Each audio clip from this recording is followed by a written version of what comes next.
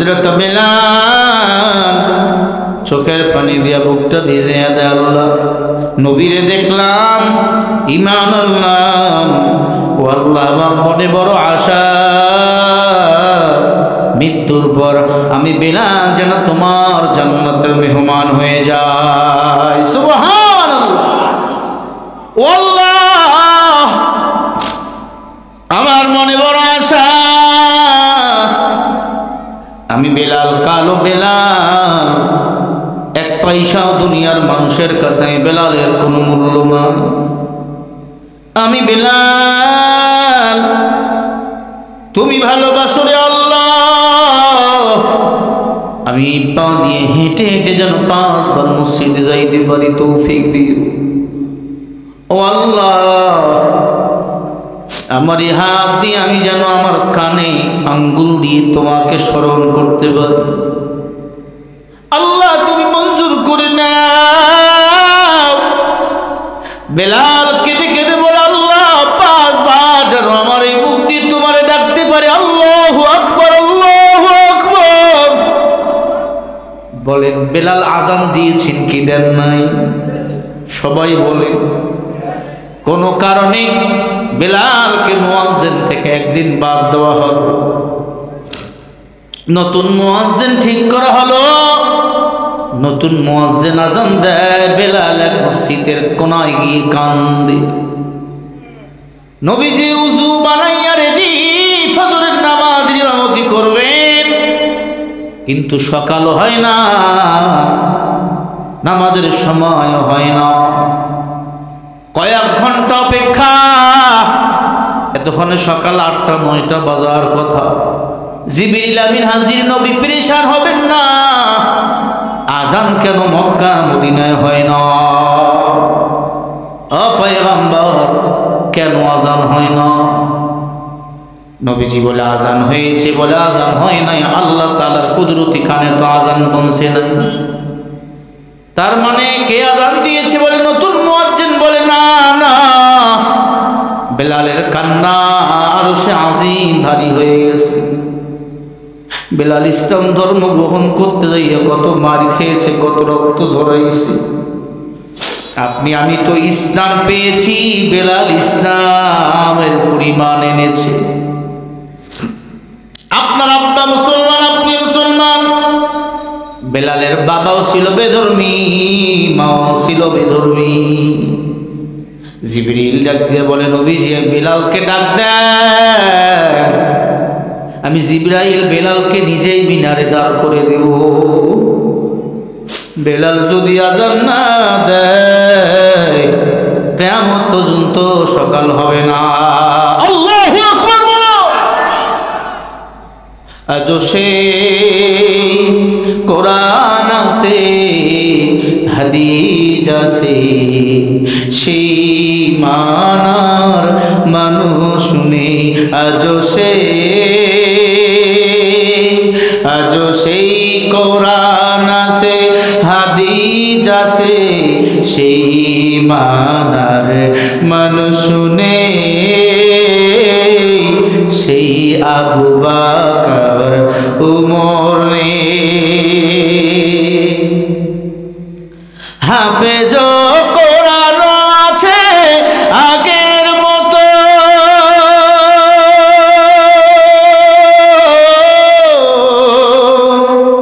হাফেজ রনি ইকবাল নেই,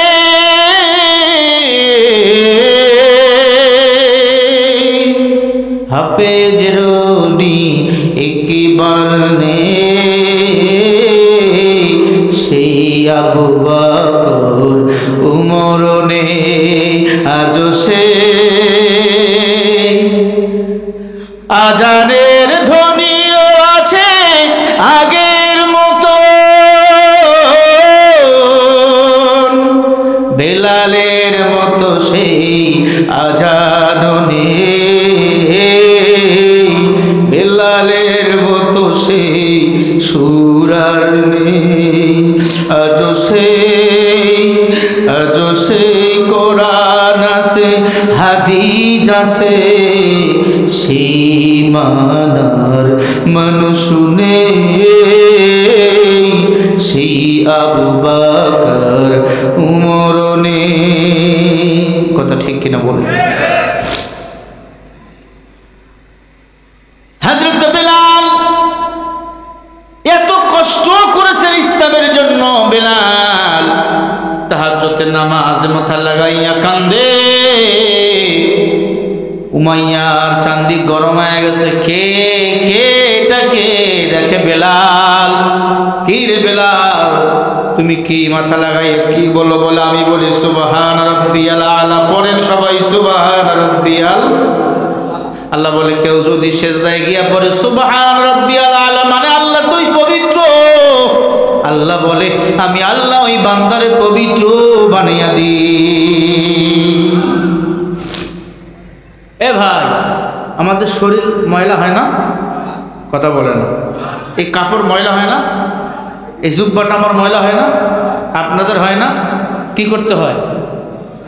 সাবান দিতে হয়, পরিষ্কার করতে হয়, পানিতে ধুতে হয়, ঠিক না? আমাদের ব্রেনটাও ময়লা হয়। কাপড়ের চেয়ে ব্রেনটা বেশি ময়লা হয়। ব্রেনটা পরিষ্কার করার জন্য মসজিদে গিয়ে নামাজ আদায় করতে হবে। যারা নামাজ আদায় করে তাদের ব্রেনটা দেখবেন চকচকা ময়লা মুক্ত হয়ে যায়। কথা বলেন ঠিক না ভাই? ঠিক। তারপর ডিপ্রেশন থাকে না, কোনো প্রেশানি থাকে না, একবারে মাথা ক্লিয়ার, মাথা গরম হয় না।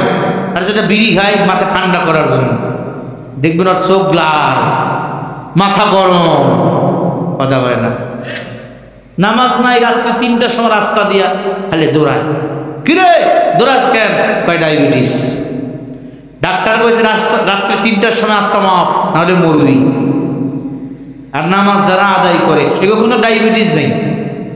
কথা বলে না। রোগ কে দেয়? সবাই বলেন। বিজ্ঞান বলেছেন 5 বার যারা রুকু করবে ঠিক মতো, আল্লাহ তার শরীরে কোনো রোগের বাসা বাঁধবে না। বলেন সুবহানাল্লাহ। আর ফজরের নামাজ যারা জামাতে আদায় করে তার কোনো রোগেই থাকবে না। ফজরের সময়ের বাতাস, ওই সময়ের হাওয়া, জান্নাত থেকে আল্লাহ হাওয়া বাহির করে দেয়। জান্নাতি হাওয়া যে শরীরে লাগবে ওই শরীরে রোগ আর হবে? আর যে 12টা পর্যন্ত ঘুমায় শরীরটা দুর্বল। কথা বলে। ঘুম থেকে উঠে খালি ঝিমায়, কিরে শরীরটা দুর্বল। আর যারা ফজর পড়ে ওর কোনো দুর্বলতা, নামাজ পড়ার দরকার আছে না নাই? হযরত বেলাল ডাক দিয়ে বলে উমাইয়া, আমি দুনিয়াতে তোমার গোলাম, কারণ আমি তোমার খাই, তোমার পড়ি, কিন্তু যে আল্লাহ আমারে বানাইছে আসল মালিক হলেন তিনি, আমি আসল গোলাম হলাম তার। উমাইয়া, এই উমাইয়া, আমারে ভয় দেখাইও না। ডাক দিয়া কয় বেলাল, তোমার কিন্তু কঠিন বিচার করব। দল আমার ক্ষমতায়, আবু জেহেল তখন ক্ষমতায় বসে। দলের গরম দেখায় কি দেখায় না? সবাই বলে।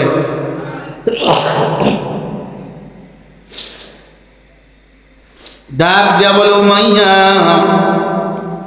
তুমিও দল করো আমিও দল করি। তোমার নেতা গাঞ্জাখোর, আমার নেতা আল্লাহর প্রিয় মেহমান। সুবহানাল্লাহ বলে। ভাইরা আমার,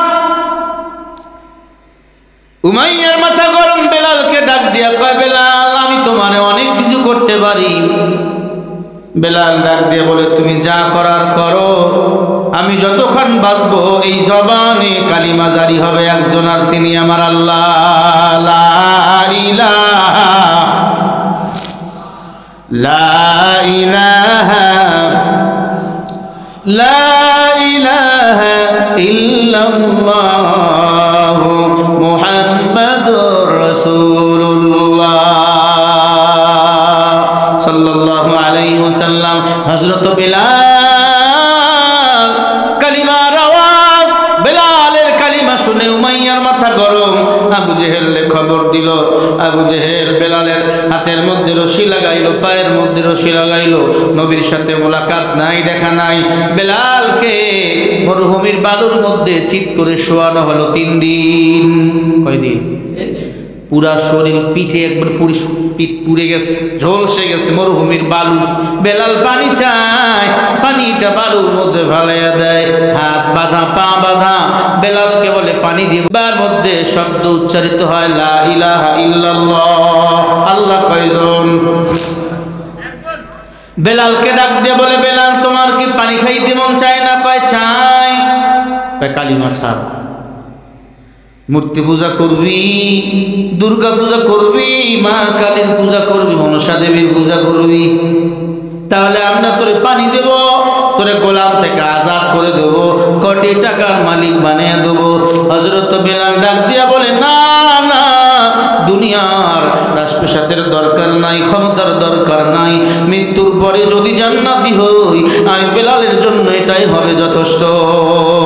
কারণ মুমিনের জন্য দুনিয়াটা হলো জেলখানা, কাফেরের জন্য বালাখানা। হযরত বেলালকে পিঠগুলো বেলেট দিয়ে ছিঁড়ে দেওয়া হলো। মরিচ আর শুকনা মরিচের গুঁড়োগুলো এক জায়গায় করে বেলালের পিঠের মধ্যে দেওয়া হলো। বেলাল সইতে পারে না, চিল্লায়, কেন এত কষ্ট দাও আমারে? কই ঈমান সার, তুমি যদি ঈমান ছাড়ো আর অনেক মুসলমান ঈমান ছাড়বে। বেলাল বলে, অসম্ভব, এই যন্ত্রণা কিছুই নাই জাহান্নামের আগুনের সামনে। আল্লাহু আকবার। কত কষ্ট দিবা দাও, আমি কোরআন থেকে এক বিন্দু সরে যাব না। হযরত বেলালকে জিহ্বা টান দিয়ে ধরে খেজুর গাছের কাটা বেলালের জিহ্বার মধ্যে ঢুকানো হলো। এজন্য বেলাল আশহাদু আন্না মুহাম্মাদুর রাসূলুল্লাহ বলতে পারতো না, আশহাদু বলতো। সবাই বলতো, বেলালের মুয়াজ্জিন থেকে বাদ দিয়া দাও, নতুন মুয়াজ্জিন নিয়ে আসো। তখন বেলাল কাঁদতো, আল্লাহ আসমান থেকে বৃষ্টি নাজিল করতেন। আল্লাহু আকবার। ভাইরা আমার, বেলাল পুরা শরীরের মধ্যে কেটে দিল। বকরি যেমন সবাই করে, পুরা শরীরে বেলালের পিঠের মধ্যে এরকম বেলেট দিয়ে টেনে দেওয়া হলো। লবণ আর মরিচের গুঁড়ো লাগা হলো। বেলাল রে কেউ আর দেখতে আসে না, পোকগুলো পড়ে। তবে পোকগুলো পড়ে পড়ে কোনো সানি ফুটায় না, কোনো পুজ রক্ত খায় না। ওই পোকগুলো পড়ে পড়ে জিকির করেন আমার আল্লাহ। আবু বকর সিদ্দিক রাদিয়াল্লাহু তাআলা হেঁটে যায়, দেখে বেলাল রে মারতেছে অনেকজন মানুষ। কিরে কারে মারো? কালো হাফসি বেলাল রে মারি। কেন? ঈমান এনেছে।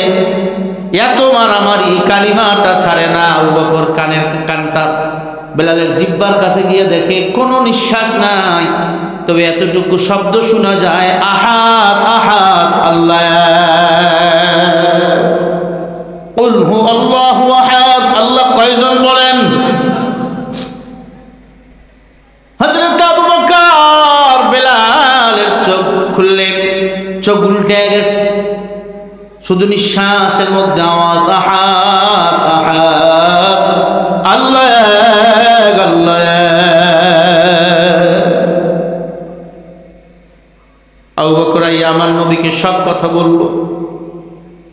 নবীজি উসমানকে পাঠাই দিল, উসমান যাও, তোমার কাছে আমি কিছুই চাইনি, একটা জিনিস চাই, বেলালকে তুমি আমার করে দাও, আমার করে দাও তুমি বেলালকে। ওসমানের এত সম্পদ ছিল, জিন্নুর আইন ওসমানকে বলা হতো। ওসমানের কাছে মানুষ যা চায় ওসমান তা দিয়ে দেয়, ফিরে দেয় না। আল্লাহু আকবার বলেন। ওসমান উমাইয়ার কাছে চলে গেল। উমাইয়াকে গিয়ে বলে, ভাই বেলাল নামে কোন সাহাবা আসেনি? বলে আস। কি করবা? কয় বেলালরে আমি কিনবো। উমাইয়া বলে, আমি যদি বেলালরে না বেশি?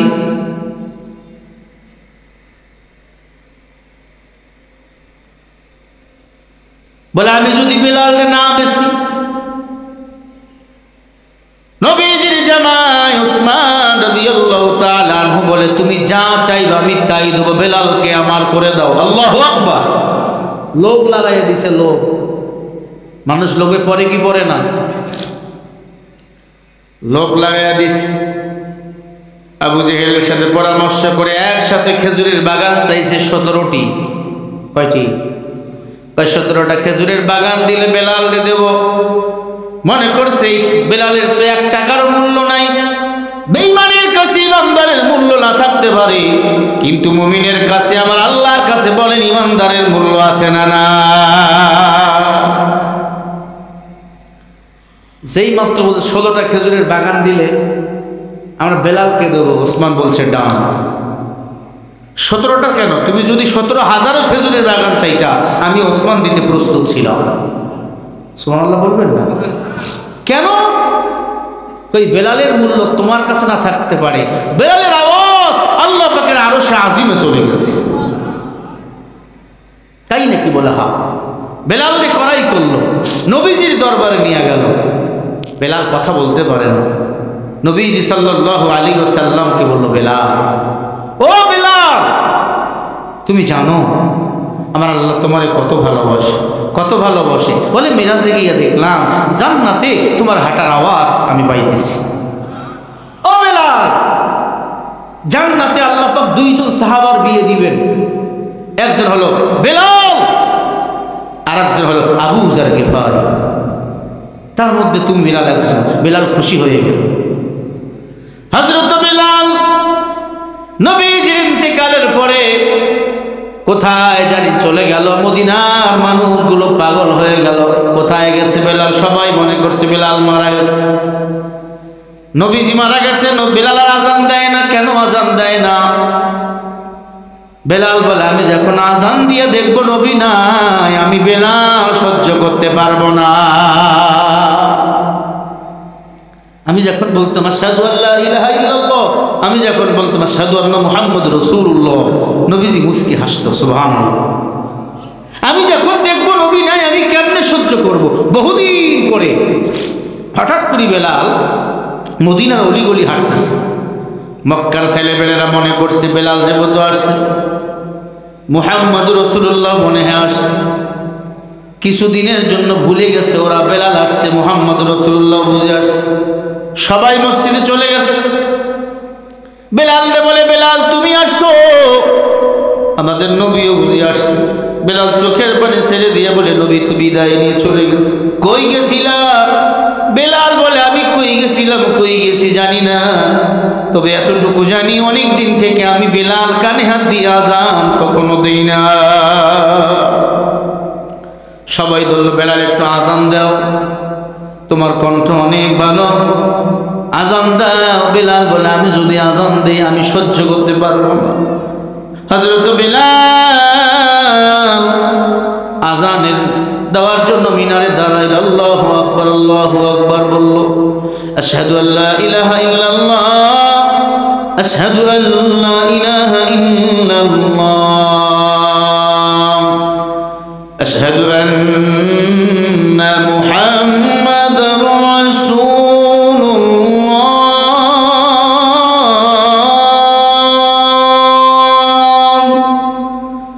আশহাদু আন্না মুহাম্মাদার রাসূলুল্লাহ।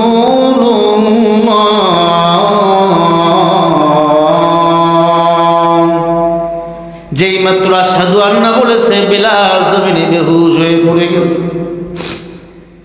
বেলাল উঠানো হলো। বেলাল, কি ব্যাপার? বেলাল বলে, নবী নাই, আমি আজান দিতে পারবো না।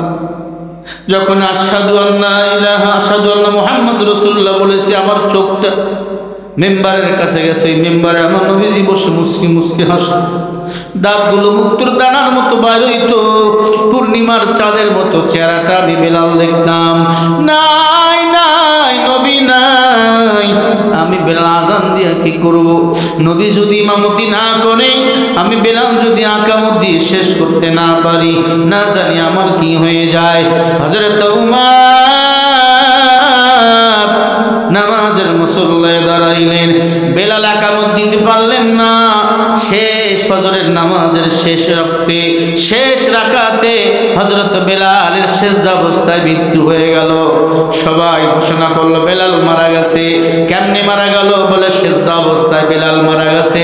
হায় রে কপাল, যার মরণ সিজদা অবস্থায় হয়, যার মরণ কোরআন পড়তে পড়তে হয়, যার মরণ রমজান মাসে হয়, তার মতো কপালওয়ালা এই দুনিয়াতে আর কেউ হয় না। ও এলাকার মুসলমানেরা, কোরআনের পথে থাকো, কোরআনের সাথে থাকো, মর্যাদা বাড়িয়ে দিবেন আমার আল্লাহ। এই যে আল আরব দারুল জান্নাত নুরানি হাফিজিয়া মাদ্রাসার পক্ষের সাথে থাকবেন বাবা। এখানে একটা ছেলে দিবেন, একটা সন্তানকে আলেম বানাবেন, হাফেজ বানাবেন। কিয়ামতের ময়দানে একজন হাফেজ সাহেব 10 জন জাহান্নামীকে সুপারিশ করে জান্নাতে নেওয়ার পারমিশন দিবেন। অপরদার অন্তরালের মা বোনেরা, ওই এলাকার মুসলমান বৃদ্ধ বাবাজিরা, মনে কি চায় না একটা সন্তানকে হাফেজ বানাইবা?